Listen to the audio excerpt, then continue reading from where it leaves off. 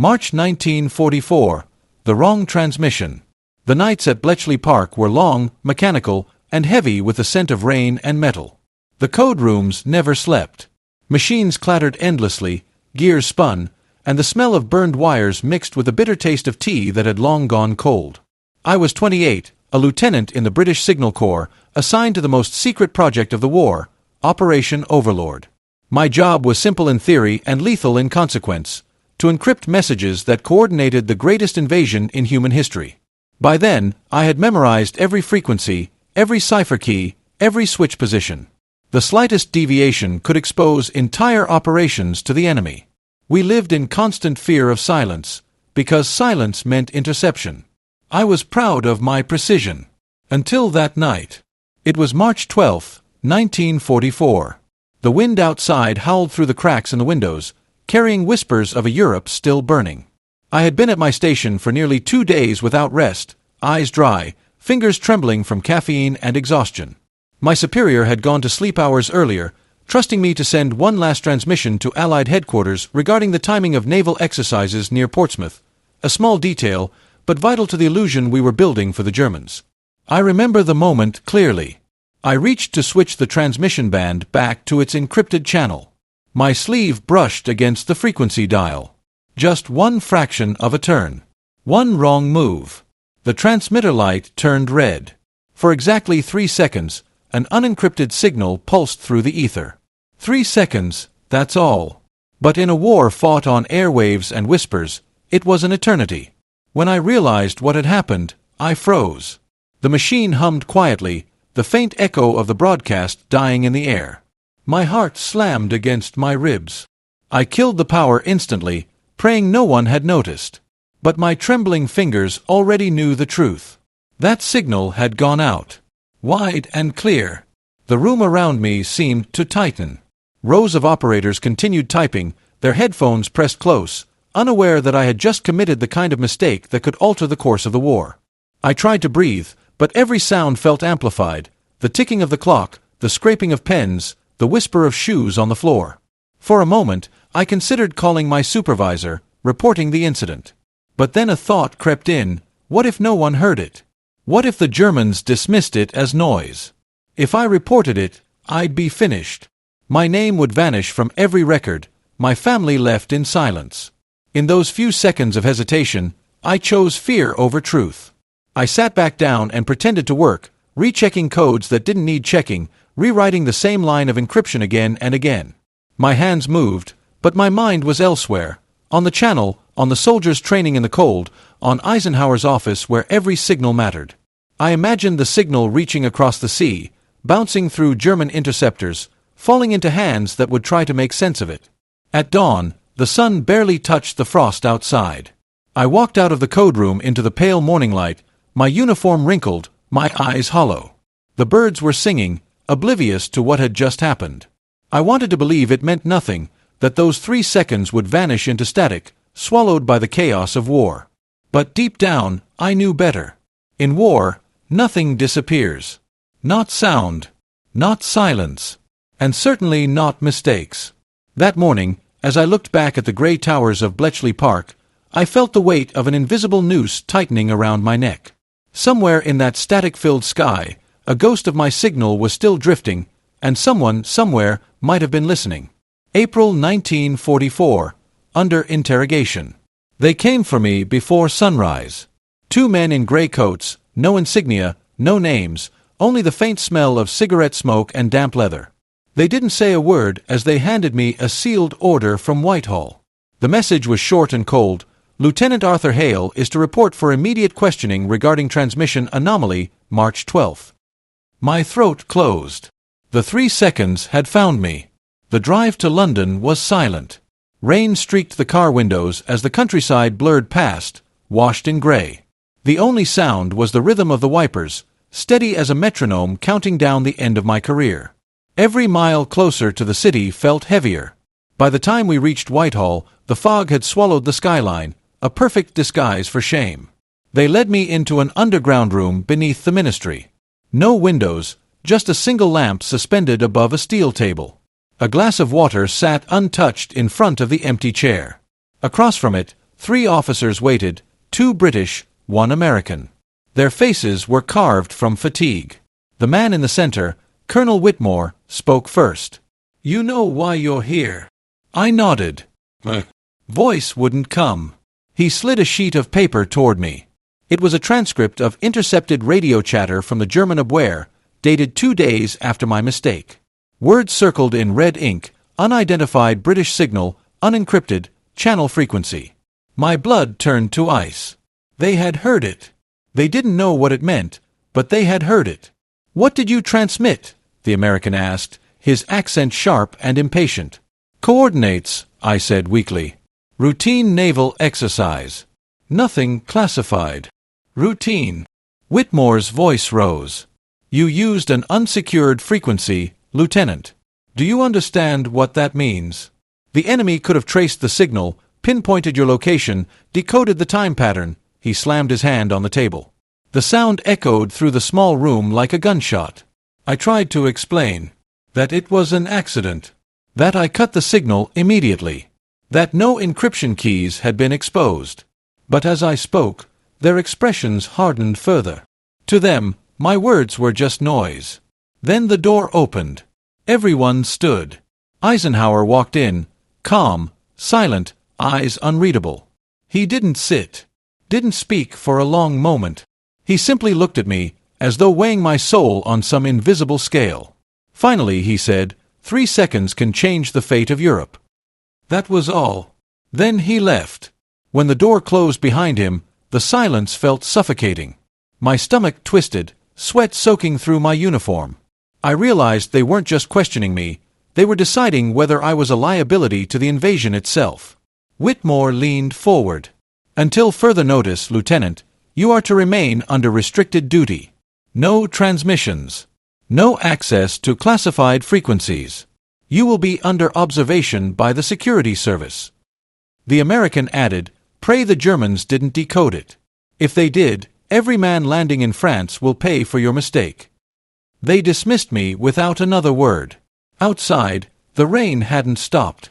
I walked through Whitehall as if through a dream, the city buzzing with war, soldiers marching, trucks roaring, pigeons scattering from rooftops. But to me, everything sounded like static. That night, back at my quarters, I tried to sleep. I couldn't. Every time I closed my eyes, I saw Eisenhower's face. Not angry, disappointed. That was worse. Disappointment meant I had mattered once.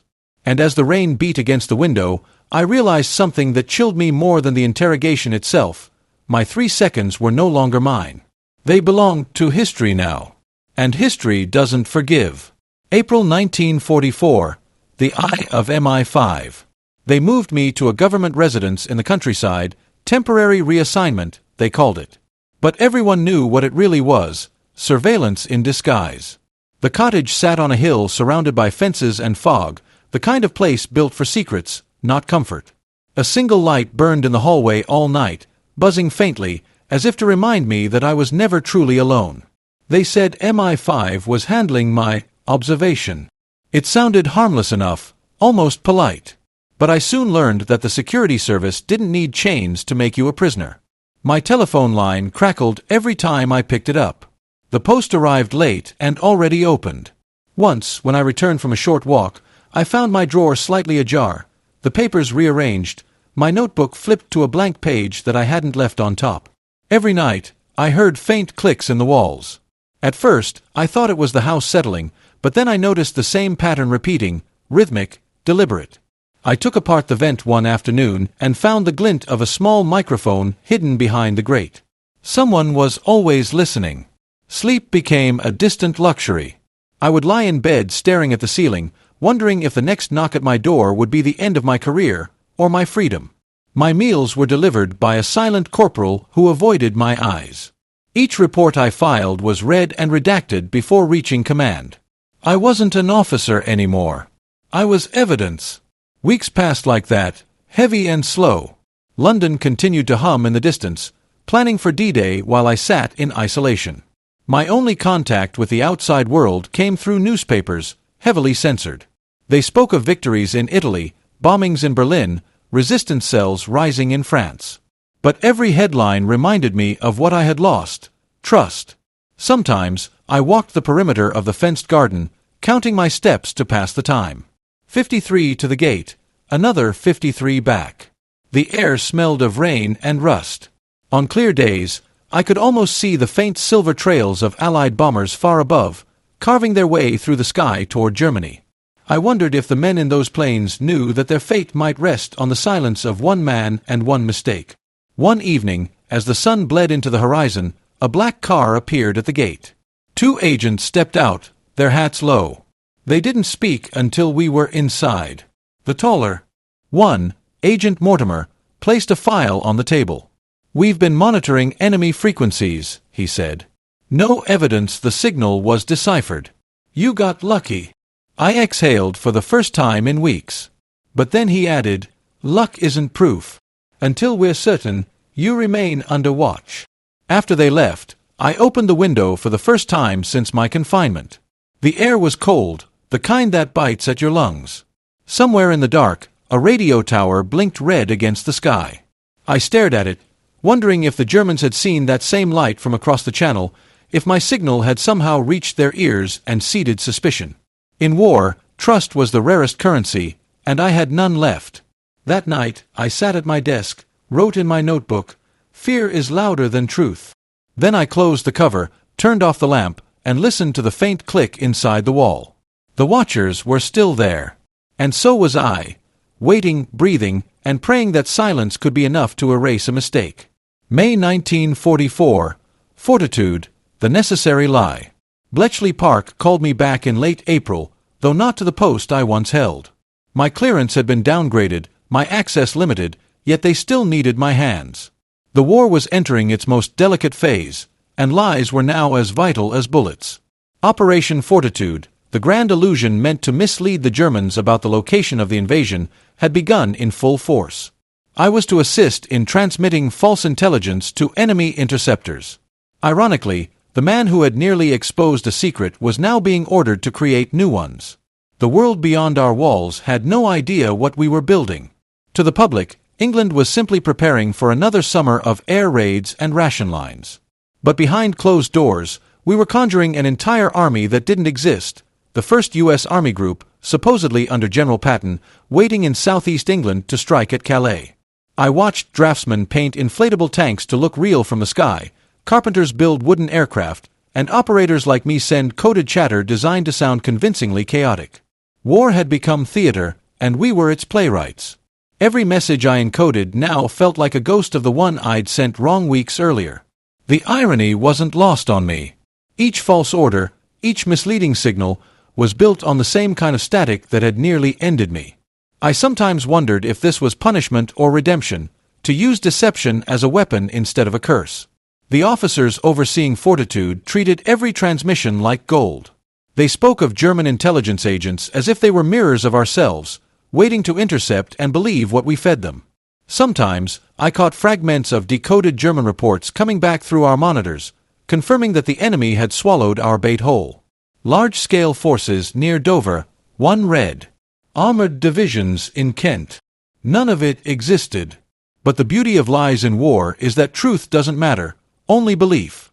I grew quieter each day. The other operators joked, smoked, and gambled between shifts, but I couldn't laugh. I had become hypersensitive to every flicker of light on the transmitter, every vibration in the cables. I feared that one misplaced signal, again, could undo everything we'd built.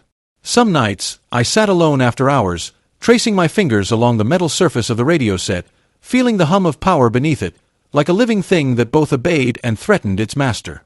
Then one afternoon, Major Callahan came to my desk holding a file stamped, "Most Secret." Inside were reports showing that the Germans had begun repositioning troops toward Calais, away from Normandy. The deception was working.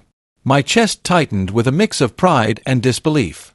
For the first time since the interrogation, I felt that my mistake might be fading behind something greater, a new wave of deliberate misdirection so vast that even truth itself was losing meaning. That night, I walked through the compound as the sun sank into a sky streaked with orange and gray. The air buzzed with energy, engines, Morse taps, voices whispering across corridors. In that moment, it hit me, The war was no longer about strength, but about manipulation. We were feeding illusions to a desperate enemy, and they were eating every word. Still, one thought haunted me as I stood by the window, staring toward the invisible coast across the channel. If the Germans ever discovered the truth behind fortitude, the lie would collapse, and so would the invasion it was meant to protect. And I, once again, would be the man who doomed them all. May 1944. The name Eagle 7. The first whisper of it reached us through an intercepted Abwehr report. It came wrapped in layers of static, coded chatter between German listening posts along the French coast. Most of it was the usual noise: coordinates, weather, requests for supplies.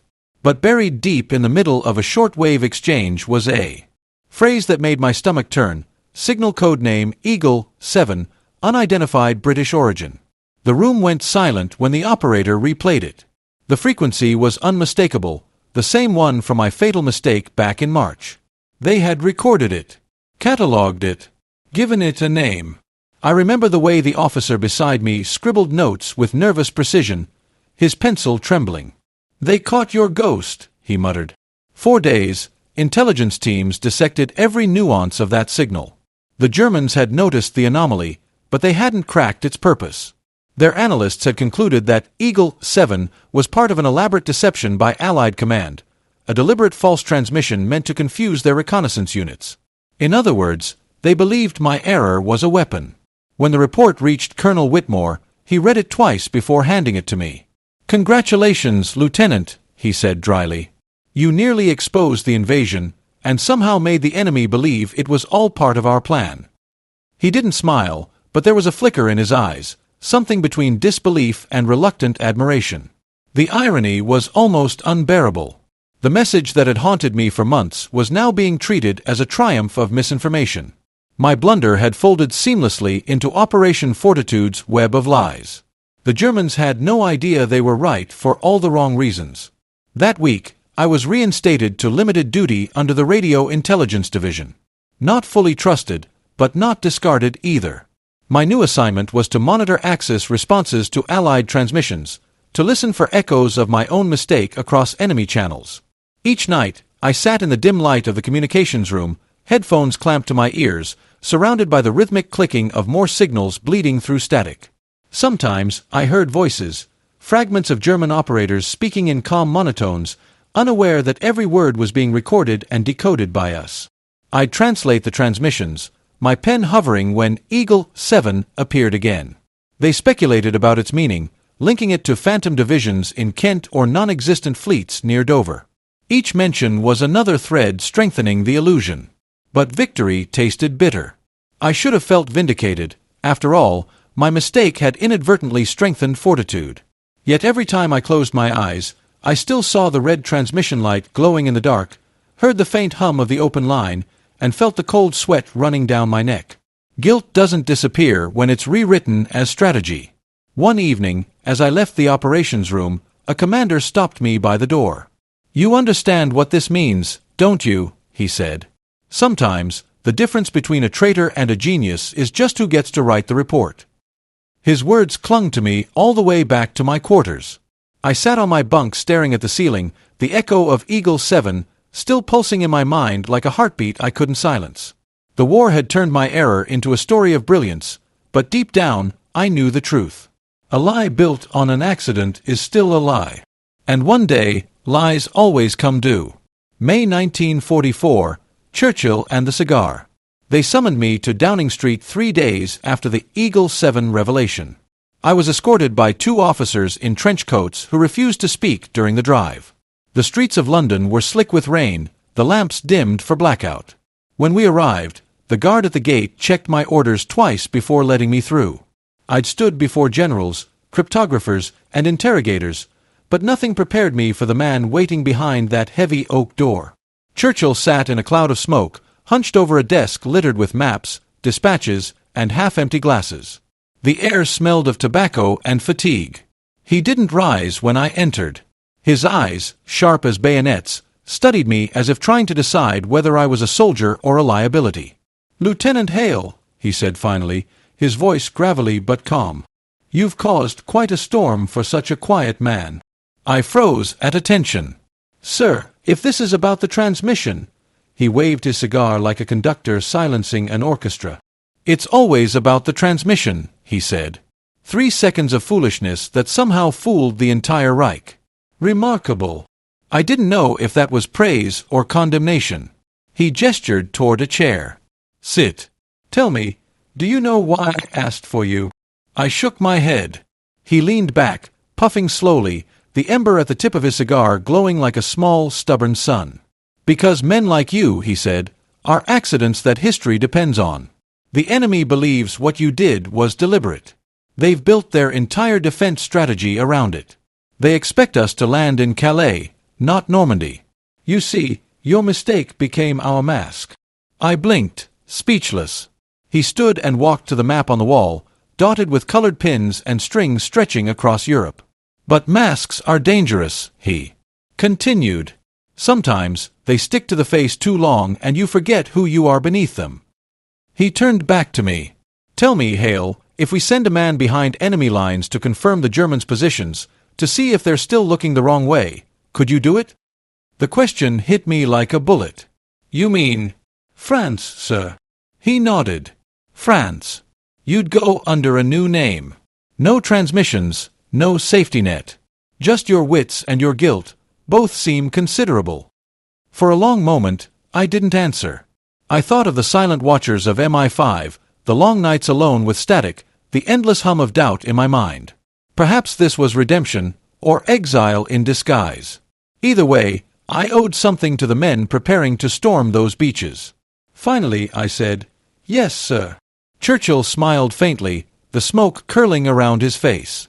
"Good. You'll leave within a week. The French resistance will get you across the channel. Codename, Lark." He extinguished his cigar, then added quietly, "Remember this, Lieutenant, errors are like shadows. Useless unless they cast something greater." As I left the room, his words echoed in my chest. Outside, the rain had stopped, and the city breathed beneath a shroud of fog. Somewhere beyond that mist lay the coast of France, and a mission that could either redeem me or bury me in silence forever. That night, I packed my uniform away, folded my orders, and stared at my reflection in the window. The face staring back wasn't that of a code officer anymore. It was the face of a ghost about to vanish into occupied Europe. May 1944, codename Lark. They gave me a false passport, a pistol I wasn't meant to use, and a new name, Thomas Lark, civilian engineer. My mission was simple in words but impossible in nature.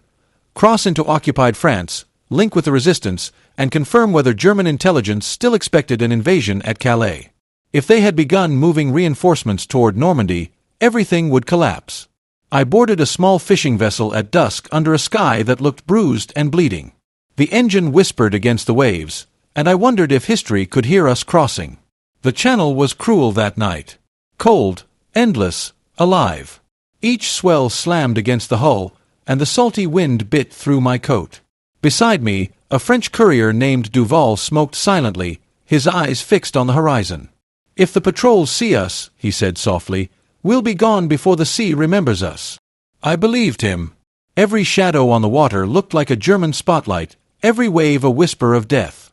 We landed near Dieppe under a moon hidden by clouds.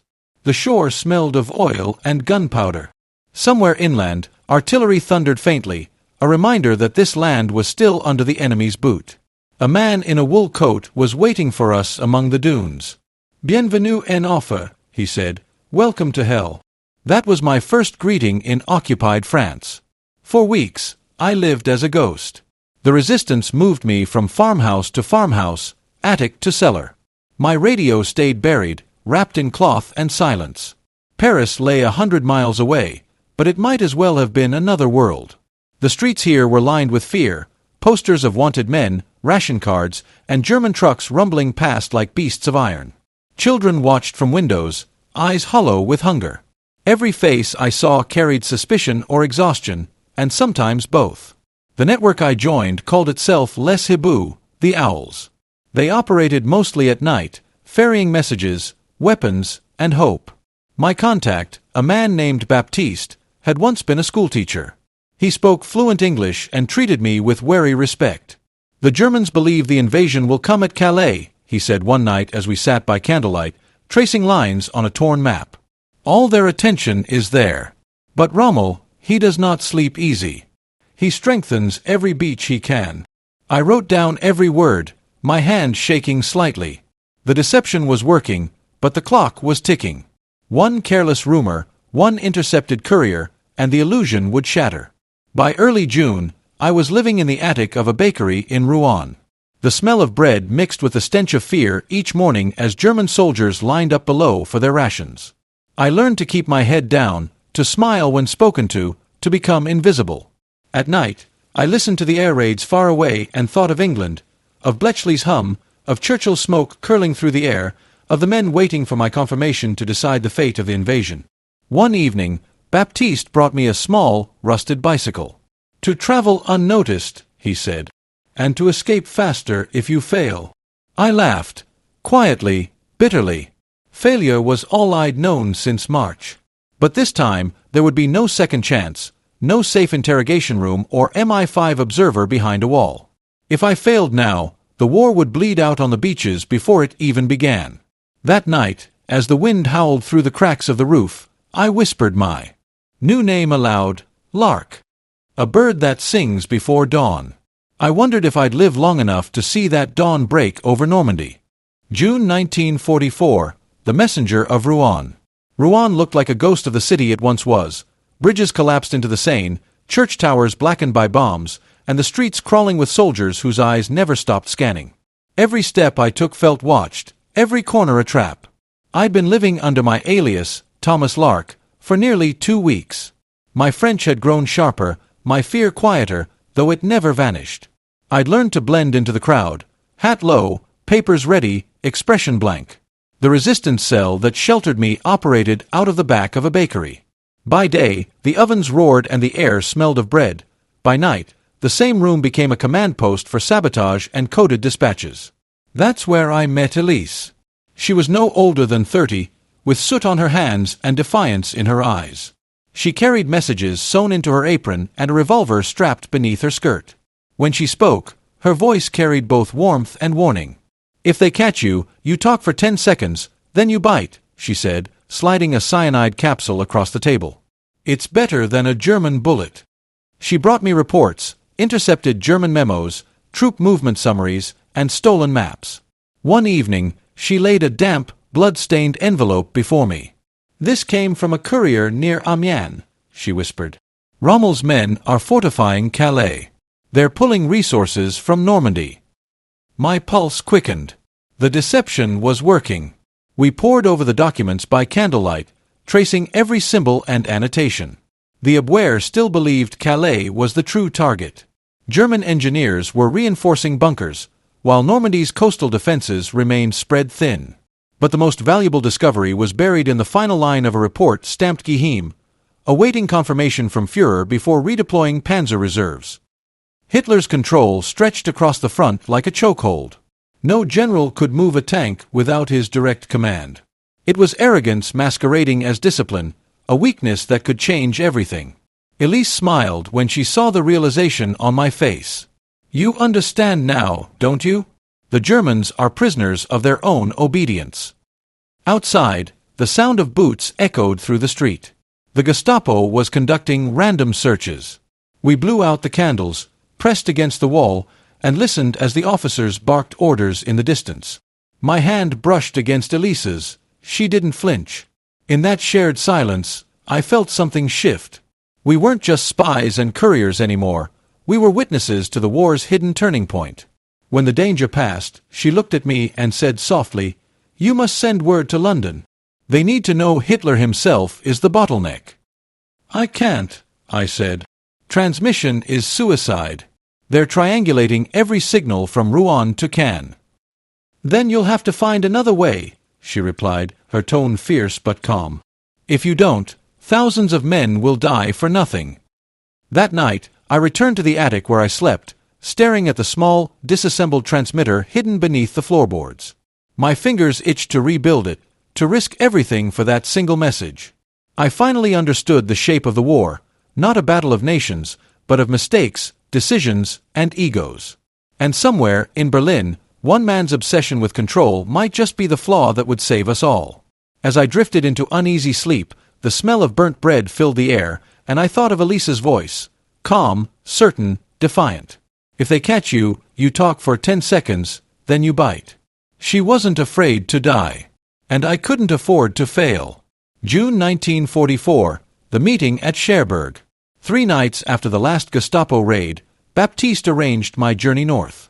The resistance had intercepted rumors of a German communications hub near Cherbourg, a relay station transmitting updates between Rommel's headquarters and Berlin. If we could reach it, we could see the war through the enemy's eyes. Elise insisted on coming. You'll need someone who can lie faster than you can translate, she said, slipping a pistol into her coat. We traveled through fields that smelled of mud and gunpowder. The roads were lined with burned-out trucks, twisted bicycles, and the carcasses of war. German convoys rumbled past, their headlights cutting through the fog like knives. Every checkpoint was a test of nerves. Elisa's charm saved us more than once, her accent flawless, her courage terrifying. By dawn, we reached the outskirts of Cherbourg. Smoke rose from the harbor, black and oily, as Allied bombers had struck days earlier. The resistance safehouse was a wine cellar beneath a bombed cafe. Maps covered the walls, dotted with pins and scribbled notes. The communications post is here, Baptiste said, pointing to a hill south of the port. 2 operators, 1 officer. Cables running straight to the panzer divisions along the coast. That night, we attacked. The silence before the gunfire was the longest I'd ever known. When it broke like thunder. We moved through the compound, bullets shredding the dark. Inside the command room, I grabbed the dispatch logs, hundreds of pages, still warm from the printer. One caught my eye, await direct authorization from Führer before deployment of armored divisions. Again. Always the same phrase. Rommel was ready, but he couldn't move. He needed Hitler's word, and Hitler's word moved slower than war itself. That single flaw was repeating everywhere. I felt it like a revelation, not in triumph, but in dread. If we could exploit it, thousands might live. But if the Germans realized it, they would adapt too quickly. As we escaped, Elise stumbled. A bullet grazed her arm, but she kept running, teeth clenched, her face pale in the moonlight. We reached the forest before sunrise, our boots soaked, our bodies shaking. In her bloodied hand, she still held one of the stolen papers. He's strangling his own army, she whispered. Hitler doesn't trust anyone, not even his generals. We burned the remaining documents, memorized what we could, and vanished into the woods. By the time the sun rose over Cherbourg, the German post was in ruins, and the truth was burning with it. June 1944. The secret flaw. The realization came to me like lightning in fog. For weeks, I'd searched for a weakness in their defenses, in their tanks, their artillery, their formations. But the real weakness wasn't made of metal or flesh. It was made of pride. Hitler's control was absolute, suffocating. Every decision, from troop movement to ammunition reserves, needed his direct approval. No general could act on instinct. No commander could adapt without permission. The Germans called it discipline. I saw it for what it was, paralysis. As Elise recovered, I studied every report we had stolen. Patterns emerged like cracks in stone. When Rommel scouts reported unusual Allied radio traffic near Normandy, Hitler dismissed it as Allied theatrics. When Luftwaffe pilots requested air patrols over the Channel, he delayed authorization for hours. And when intelligence suggested that the invasion might not come from Calais, he called it defeatist propaganda. It wasn't the might of the Reich that frightened me anymore, it was its blindness. Hitler had built a machine too perfect to think for itself. His obsession with control had turned the German command into a snake devouring its own tail. Elise listened as I explained my theory, her arm wrapped in a blood-stained bandage. So the flaw, she said, isn't in the wall, it's in the man who built it. Exactly, I replied. If we strike while he hesitates, the entire front could collapse before he even realizes it. We needed to tell London. The message had to reach MI6 before D-Day. But transmitting from France was suicide. The Gestapo was triangulating every frequency, every pulse of static. Still, I couldn't stay silent. This discovery, this single truth, could decide the fate of millions. That night, I reassembled the small transmitter beneath the floorboards. Each wire hummed like a heartbeat. Elise watched silently as I tuned the frequency to London's emergency channel. "You won't have much time," she warned. "Once you start, they'll be on us." I nodded. "Then we'll make it count." The first pulse of the message cut through the air, short, sharp, deliberate. I sent the coordinates, the confirmation, and the words that mattered most: enemy command chain rigid. Führer direct control delays response. The moment I finished, static filled the room. Then a distant echo, footsteps, engines, voices shouting in German. "They've found us," Elise whispered. I looked at her, heart pounding. "Then it's too late for them." Outside, the night exploded in sirens. The signal was gone, but the truth was already flying across the channel. June 1944, the escape transmission. The message had gone through. I knew at the instant I released the last code burst, that faint hum that always followed a successful signal. But with it came something else: silence. The kind that happens when danger inhales before striking. Elisa's eyes met mine, wide, alert. "They're coming," she whispered. A second later, the night shattered. Trucks roared down the street. Dogs barked. Boots hammered the cobblestones. The Gestapo had triangulated our position faster than I'd imagined. I grabbed the radio, tore out the cables, and threw the machine to the floor. Elise doused it in kerosene and lit a match. Flames swallowed our only link to London. We ran. Through smoke, through gunfire, through the echoing sirens that tore the night apart. Bullets slammed into the walls beside us, scattering dust and stone. The bakery that had sheltered us for weeks was already burning. We burst through the back door into the alley, our lungs clawing for air. "Head for the river," Elise shouted. Her voice was hoarse but steady. We darted through narrow lanes as tracers sliced across the rooftops. Somewhere behind us, an officer shouted, "Halt! Hand hoch!"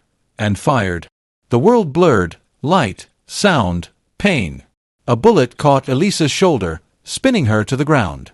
I dragged her up, the heat of the flames licking at our backs. She pressed a trembling hand to her wound, blood seeping between her fingers. "Keep going," she gasped. "You can't stop now." We stumbled across the fields outside Rouen, the moon barely visible through the smoke. The smell of burning bread mixed with gunpowder, the scent of endings. When we finally reached the riverbank, Elise collapsed. The water glowed red with the reflection of the fire devouring the city. I tore a piece of my uniform and pressed it to her wound. "Hold on," I said. She smiled faintly. "You sent it, didn't you?" "Yes." "Then it's worth it." Her voice was barely a whisper. "Now they know. He's the FLAW." We stayed hidden until dawn. By then, the Gestapo had moved on, searching in the wrong direction. The radio was gone, but the message had flown across the channel. London would know. They'd understand that the greatest weapon against the Reich wasn't a bomb, but its own command chain choking itself. When the sun rose, I looked at Elise, pale, exhausted, but alive. "We did it," I said. She nodded, then closed her eyes. The river carried the smoke away. Behind us, the last embers of Rouen faded, and the sky turned gray, the color of both defeat and survival. June 1944, the vigil at Dover. I was back in England 2 days later, carried across the Channel by a Royal Navy patrol boat that found me half-conscious on the French coast. They said I was lucky. I said nothing. The doctors at Dover stitched my arm, questioned my sanity, and then left me alone. But I didn't want rest. I wanted confirmation that the signal had been received. It had. At headquarters, the air was electric. The invasion was imminent. I walked through corridors filled with officers clutching maps, shouting orders, calculating tides and moonlight. The entire southern coast was a heartbeat waiting to explode. From the cliffs, I could see the horizon, a wall of gray steel and movement. Ships upon ships, stretching farther than the eye could follow. Destroyers, transports, landing craft. The sea itself seemed made of metal. General Montgomery passed me in the hall, eyes fierce, cigarette trembling between his fingers. "You're Hale, aren't you? The one who found it, the Führer's FLAW." He clapped me on the shoulder. Let's pray your discovery buys us a few hours of chaos. That evening, I stood on the cliffs above Dover and watched as the fleet prepared to depart. The wind was sharp, carrying the scent of fuel and salt.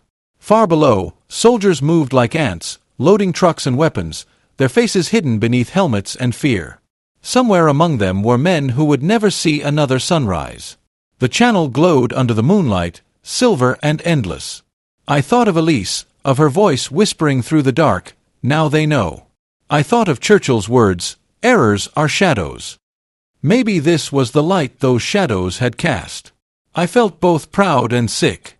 If my message was wrong, if Hitler acted faster than expected, those men would die because of me. But if I was right, if his need for control truly paralyzed his army, then the war might finally turn. As the night deepened, I lit a cigarette and watched the horizon fade into mist.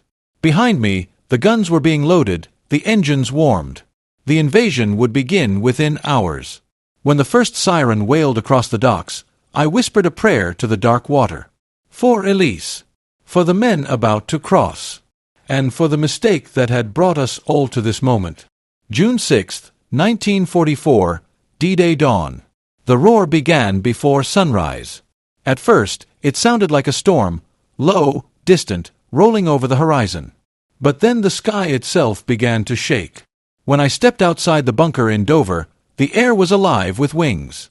Hundreds of aircraft thundered overhead, Dakotas carrying paratroopers, bombers heavy with explosives, fighters weaving through clouds like streaks of fire. The invasion had begun. Operation Overlord was no longer a secret, it was reality. Every radio in the command post hissed with voices. Reports streamed in from across the channel, coded phrases, half-sentences drowned in static. Sword, heavy resistance. Utah secure. Omaha, then silence. My fingers trembled as I adjusted the dials, trying to catch fragments from the chaos. Then the news we had all waited for arrived. Hitler was still asleep. At 6:30 a.m., while thousands of men waded into machine gun fire, the Führer had yet to be awakened. His generals waited for authorization to move the panzer divisions. None dared act without his command. The FLAW had worked. The room erupted in motion, officers shouting, phones ringing, maps unfolding. I just stood there, staring at the signal logs, barely able to breathe. All those weeks in France, the blood, the smoke, the terror, they had led to this moment. My mistake, my exile, had revealed the one weakness that could cripple the Reich.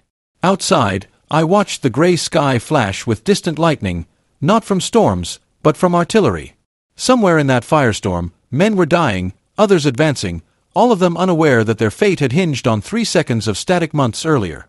I felt pride, yes, but also something colder, heavier. If the FLAW saved us, it also condemned thousands. Victory always demands a price. By noon, we received confirmation. Beachhead secured at Sword, Juno, and Gold. Omaha was hell, but even there, the Allies had pushed inland. And still, Hitler hesitated. Still, his armies waited. As the afternoon light dimmed, I stepped outside again. The channel glimmered red beneath the setting sun, filled with ships returning for another wave. I whispered into the wind, "We caught him sleeping." And for the first time since March, I allowed myself to believe we might actually win. June 6, 1944, Omaha, hell on earth. They sent me to Normandy 2 days later, not as a hero, but as an operator. The war didn't care about redemption. The beaches still needed men who could string wire, repair radios, and keep the lifeline of communication alive. When our landing craft neared Omaha, the smell hit first: salt, smoke, and blood. The water churned with wreckage, helmets, rifles, bodies. The sand ahead was crawling with men, waves slamming against them as they fought to crawl forward. Machine guns rattled from the cliffs. Mortar shells tore the air apart. The sound was a single, endless scream. I jumped into the surf, radio strapped to my back. The water was freezing, waist deep, thick with oil. Men shouted, fell, rose again. I ran until I hit the sand and threw myself behind a steel barrier. A corporal beside me was screaming for a medic, clutching his leg. Another man dragged himself forward, his face unrecognizable under mud and blood. I switched on the radio. Static. I adjusted the antenna. Another explosion. The blast threw me into the sand, my mouth filling with grit. When the noise cleared, I tried again. This is Lark, Omaha sector, communication active. My voice cracked. No answer. Then, faintly, a reply. Copy, Lark, advance confirmed. Panzer divisions still holding position near Calais. Repeat, Calais. I closed my eyes. It was true. The tanks that could have crushed us were still waiting hundreds of miles away for orders that hadn't come. The FLAW was working. Around me, men kept fighting, crawling, firing, dying. But the tide was turning. Allied bombers appeared overhead, strafing the cliffs. The German lines faltered, smoke thickening as their defenses crumbled. When I finally reached the top of the beach, I looked back. The ocean was red, the horizon black, and the flags of the Allies were rising above the chaos. I should have felt victory. Instead, I felt only exhaustion, and the ghosts of every man who hadn't made it past the surf. War was never about glory. It was about endurance. And on that day, endurance won. June 8, 1944, Elisa's last message. We took Corentin 2 days later. The air smelled of cordite and wet soil. Pigeons circled above the ruins where houses once stood. I hadn't slept in 48 hours, my uniform stiff with dried salt and sweat. When a courier approached me with a sealed envelope marked Resistance Française, my heart nearly stopped. The letter was smudged with ash, the handwriting delicate but firm. Elise. I opened it under the weak light of dawn. Arthur, if you're reading this, I've gone where the war can't reach me. The Gestapo took me 2 days after you fled Rouen. They wanted names, locations, frequencies. I gave them silence. They took everything else. I stopped reading for a moment. My throat ached. You once told me that truth in war is a dangerous weapon. You were wrong. Lies win battles, but truth wins wars. The truth you found, that one man's pride could paralyze an empire, will save more lives than you'll ever know. Hold on to that. And if you ever doubt yourself again, remember this, even mistakes can serve the right cause. The letter ended with a single line in French, La vérité, même dite par erreur, peut sauver le monde. The truth, even spoken by mistake, can save the world. I folded the paper carefully, my hands trembling. Around me, the men cheered another victory, the road to Normandy secure. But I didn't join them. I stood there, staring toward the smoke rising from the fields, and whispered her name into the wind. Elise had died as she lived, carrying messages between worlds. I put the letter inside my breast pocket, close to my heart. Then I turned back to my radio, adjusted the dials, and prepared the next transmission. The war wasn't over yet. But for the first time, I understood why we were fighting. Not just for land. Not just for freedom. But for the truth, fragile, costly, and sometimes born from error. June 9, 1944, the end of doubt. By the time the 9th of June arrived, Normandy was no longer a beachhead, it was a fortress of mud, blood, and persistence. The Allies had pushed miles inland. I sat in a field near Bayeux, surrounded by shattered radios and spent cartridges, listening to the hum of the command network. Every signal, every pulse of static, told the same story. The Germans were crumbling under their own hesitation. Reports confirmed what I had hoped, and feared, to be true. Hitler had kept his armored divisions stationed at Calais until that very morning. 3 entire days of inaction. 3 days during which the Allies dug in, reinforced, and took control of the skies. When he finally gave the order to move, it was too late. The roads were blocked, the bridges bombed, the tide irreversible. Eisenhower's message arrived through a secure channel, Operation Overlord successful. Maintain communications integrity. Well done. Just 3 words followed the signature. No more doubts. I stared at those words for a long time. 4 months, I'd been haunted by guilt, convinced that my mistake would doom us. Now, the irony was unbearable. The error I once cursed had given birth to the very strategy that saved the invasion. A slip of the hand, a wrong frequency, a few seconds of noise. And yet, from that chaos, clarity had emerged. I remembered Churchill's voice in the smoky room, errors are shadows, useless unless they cast something greater. Now I understood what he meant. My shadow had stretched across the channel and fallen over Normandy. And beneath it, a new dawn had risen. That night, the sky above France burned with tracer fire and fireworks of liberation. I sat by my radio and whispered to the silence, "It worked, Elise. You were right. Truth wins." 1947, The Burned Radio. 3 years after the war, I returned to Bletchley Park. The mansion was silent, stripped of urgency, its rooms echoing with ghosts. A curator guided me through the exhibits, photographs, cipher wheels, fragments of enigma. Then I saw it, my radio. Burned, warped, lifeless. A small plaque beneath it read, "Transmitter used in Operation Overlord, March 1944. I stood there for a long time. The glass reflected my older face, a stranger shaped by consequence. That radio had been my ruin, my salvation, my confession. I pressed my palm to the cold glass and whispered, "How many lives fit inside a mistake?" The room answered with silence. Yet somehow, that silence felt merciful. I reached into my coat, took out Elise's letter, the last thing she'd ever given me, and placed it beside the transmitter. Words and static, both born from error, both redeemed by truth. When I stepped outside, rain began to fall. Soft, cleansing, like the world forgiving itself, one drop at a time. Present day, the man who saved D-Day by accident. I write these words not as a hero, but as the man who almost ended everything. 3 seconds of static, that's all it took to change history. My failure exposed Hitler's weakness, his need to control everything. And that weakness became our victory. I've lived long enough to know the truth about war. It isn't shaped by the flawless, but by the flawed. By those who stumble and somehow stand again. People call me lucky. I call it survival. Because destiny, I've learned, often chooses the broken.